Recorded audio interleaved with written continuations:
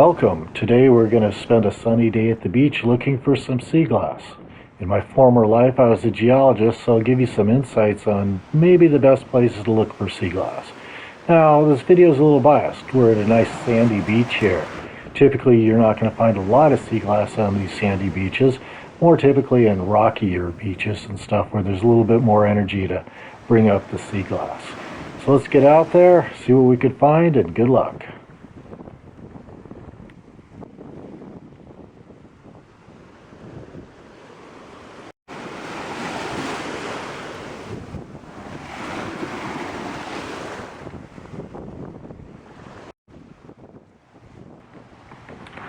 As I mentioned, the shells and stones replicate about the size of the pieces of sea glass I might find. They're approximately also the same density, so they make a good kind of vector for where you might find some sea glass. Now, one thing I'll say about this area here is that they're between two rivers, two large rivers that drain pretty big metropolitan areas. Subsequently, is probably the primary source for most of the glass into this area.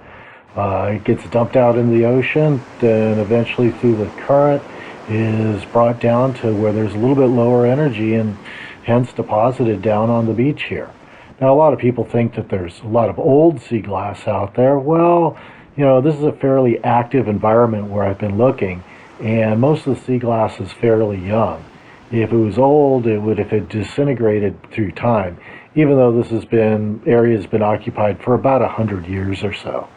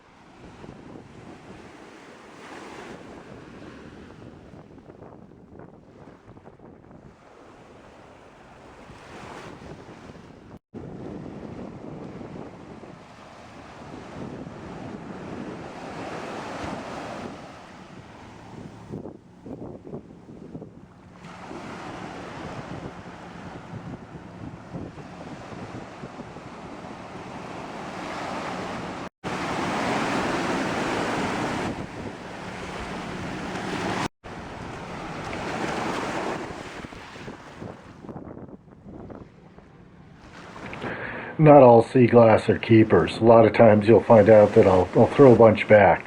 Let them get in the system, get tumbled a little bit more, and hopefully make a better piece.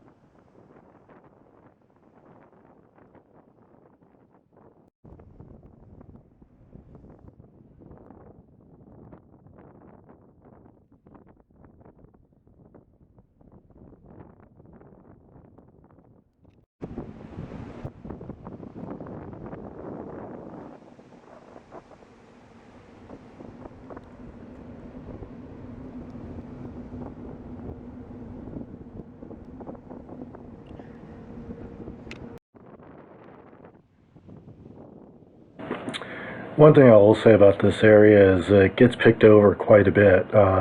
Usually I see 3 or 4 people out there when I am looking for sea glass and such. But hey, it's just a little pastime to get out there. It gives me an excuse to get out, walk along the beach, and check things out.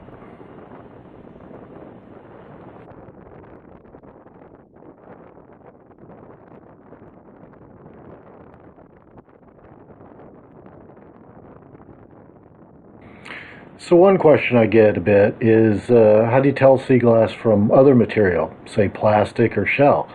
Well, first, glass is fairly strong. It's fairly hard in the sense that if you think you found a piece of shell or even some type of rock or piece of plastic, glass will scratch most other rock, any shell, and all plastic.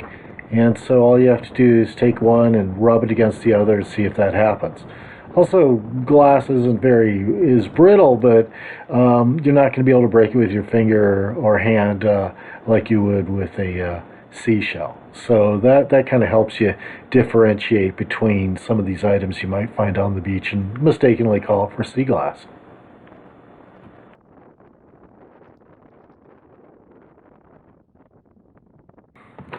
So one question I get asked, what do I do with all the sea glass? Well, with a lot of it I put in little bags, and when I go to pirate festivals, I give them out to the young'uns and such, and tell them they're from pirate booty from a shipwreck that sank off the shores here.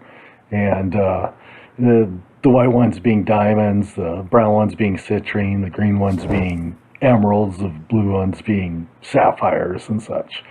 So they get a kick out of that. With the better quality ones, I make necklaces out of those, and maybe I'll make a video on those. And with those necklaces, I gift those to people I know.